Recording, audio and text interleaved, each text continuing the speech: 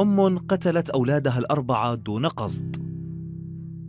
أرادت الزوجة أن ينام أطفالها الأربعة بهدوء وتنام هي، فقد كان 2 منهما مصابين بالكحة أي السعال، ولأن الأطفال لا يستسيغون طعم الدواء ويرفضون تناوله إلا بالإجبار، فخطر في بالها أن تعطيهم دواء الكحة أي السعال مع الحليب، فجلبت قنينة دواء السعال ووضعت منه قليلا مع الحليب، وأعطت كل واحد من أولادها الأربعة 2 المصابين بالسعال وال2 السليمان كوب حليب مع الدواء فشربوه.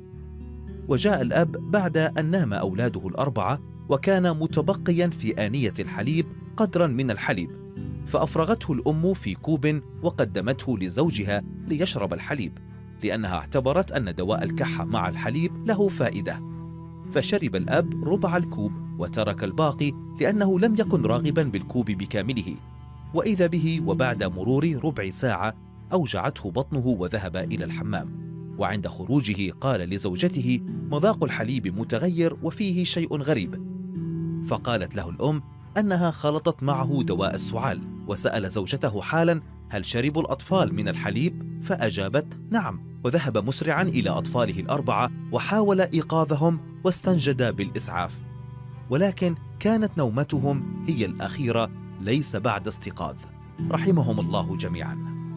وبعد سؤال الأم وأخذ علبة الحليب وعلبة دواء السعال إلى المعمل الجنائي، وجدوا أن الحليب المجفف سليم وغير مسموم، وأيضا وجدوا سائل دواء السعال سليم وغير سام.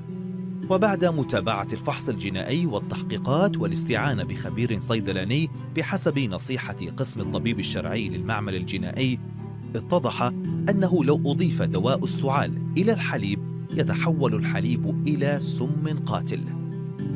من تلك الحادثة إلى الآن والأم بحالة نفسية يرثى لها، قتلت أطفالها الأربعة بيدها.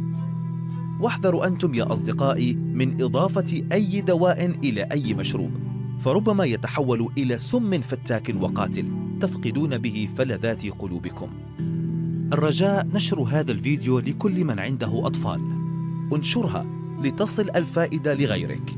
أدوية السعال قاتلة بعد شرب الحليب أو قبله أو شربه مع الحليب.